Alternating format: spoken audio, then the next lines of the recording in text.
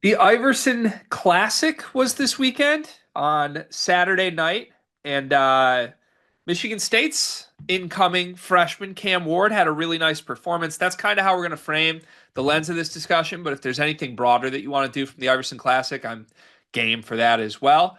I was able to catch some of this game, and it was very all-star gamey. I know we've done previous videos on like the Jordan Brand Classic and the McDonald's All-American game. Sometimes there are games that are really competitive, like the Nike World Hoop Summit. Sometimes there are just like total exhibition, no defense games. I would put this in the category of total exhibition, no defense game, but it was still pretty entertaining to watch. And I think you saw a lot of guys demonstrate what they can do.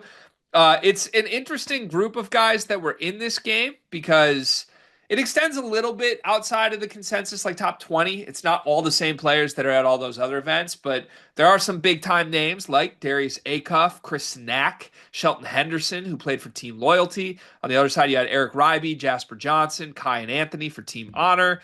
Then you go further, it's some of the kids that aren't able to make some of the bigger events, but still are big time prospects. To me, that's where Cam Ward comes in, and he was sensational in this game. 11 for 14 from the floor. He had 23 points, 9 rebounds, 3 assists in 23 minutes. Team Loyalty, just so you can get a sense of how this game was played. Team Loyalty, who is Cam Ward's team, won this game 164 to 151.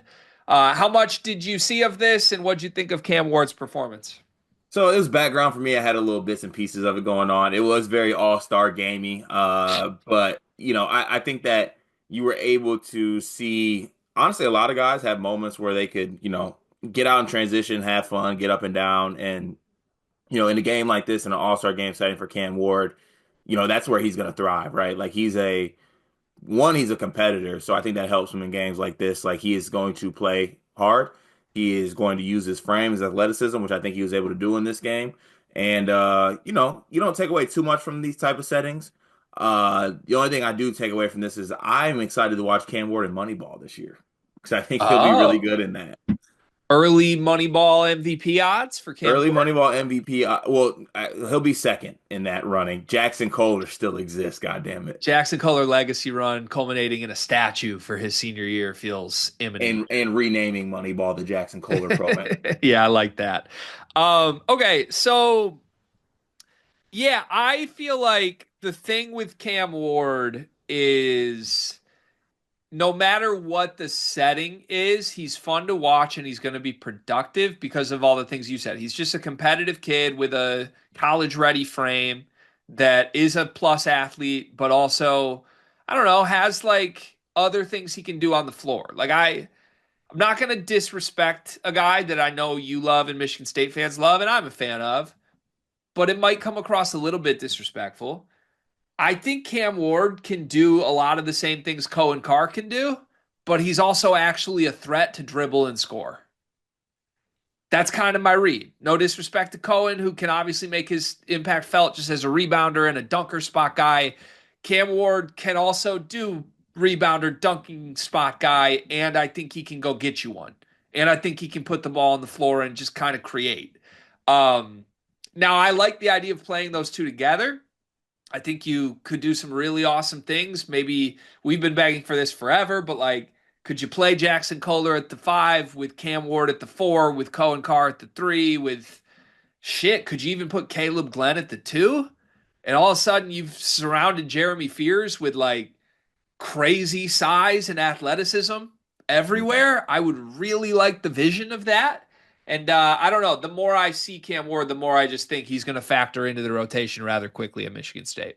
Yeah, and I think his ceiling will be determined on what the jumper becomes, or if it becomes anything of a threat. Now, I say at this stage, to your point, when you kind of, so I feel like a lot of inherently there's going to be a lot of Cam Cohen, like what one versus the other, right?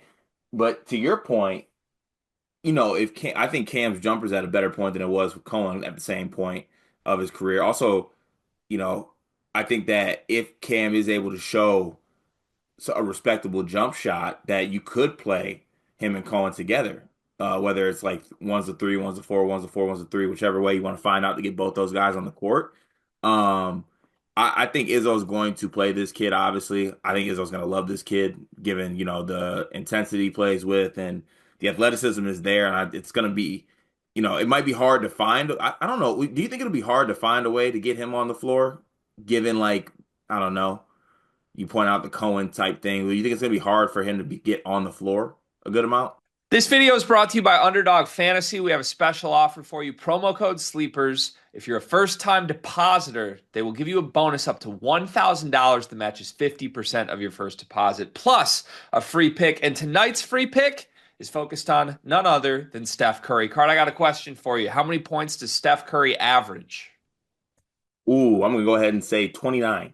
I don't have it in front of me, but that sounds about right. Certainly more than zero, I assume. Of course. Well, tonight's free pick, Steph Curry to score 1 point, higher than zero point 0.5 points. It's as much of a guarantee as you can possibly get. Underdog Fantasy, deposit as a first-time user, put in promo code SLEEPERS. Make sure you get that deposit match bonus up to $1,000 and the Steph Curry free pick. Back to the video. I don't think it should be, but I think you guys might disagree. And I say you guys just to mean like Michigan State fans in general. I feel like what I'm hearing from Michigan State fans is like Cohen Carr is a necessity that will never come off the floor next year. And I just don't view him that way. I'll be pleasantly surprised and admit that I'm wrong the moment that happens. But I mean, he didn't force his way into the starting lineup last year. Obviously, the team was better, but I think you look at Fears and Kohler as the two guys that are going to drive this team.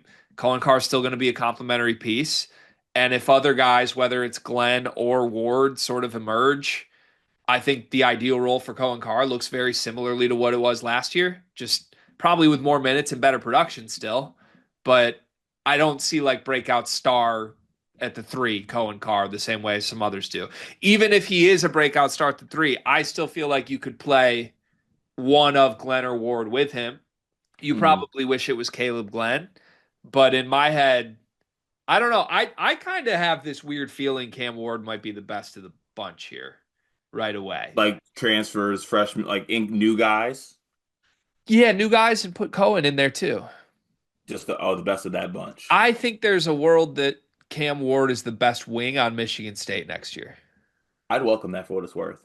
Am I crazy for thinking that? I don't think so because I think he has a lot of the same tools as the other guys have, and you need some development, I think, on things like we spoke about, but like he is able to do some things off the dribble, and he does have the frame that's ready to play right now. So it's like, if that jumper makes incremental improvements, then he's going to. I mean, I think there's a world where we're talking NBA if the jumper gets there. Yeah, me too.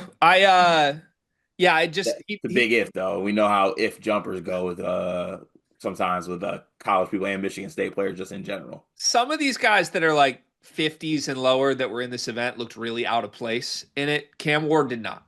Cam Yeah. Ward looked like a guy you could have put in the McDonald's All American game and he would have been fine. And maybe this is a misread eval by me, but I've been thinking a lot as Michigan State sort of just continues to only look at depth options in the portal. And I've been thinking a lot about like, okay, how are they going to get there? We all seem to agree. We all know like Tom Izzo's gonna do a good job and maximize whatever he's got. So let's all close our eyes and say they're a 4 seed, finishes top three in the Big Ten. How did they get there? And the answer for me that I keep coming back to as most likely here is that Cam Ward's just really, really good. And Fears Mm. takes a leap, Kohler takes a leap, Carr takes a leap as well. But somebody's got to kind of do the breakout star Jace thing. And I'm not saying Cam Ward's going to be Jace, no chance. But I think there's a world Cam Ward is like the second best player on Michigan State next year. And I don't know. I kind of just want to go on record with that after what I saw in this event. Yeah. Also, to your point, if Michigan State want to just pivot, if they given their approach this year, kind of to what you said, just go all in on athleticism.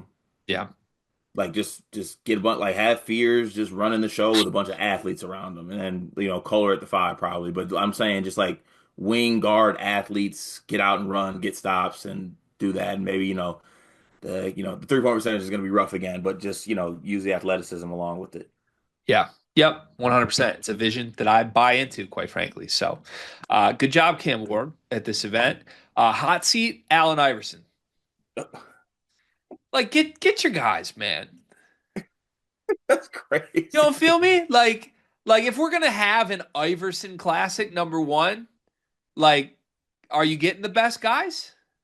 Yeah, the one thing I do the one thing I do like about the Iverson Classic is I feel like some of the guys that are a little bit like, don't get the respect they deserve, get to be a part of this event. Like Nate A meant one of the scores in this event. Okay, but like, if you're not gonna get the best guys, can they at least play hard?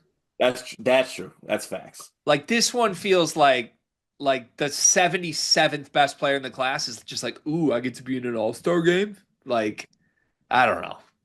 I respect it. Hot seat AI. I'm looking at you, man. Come on.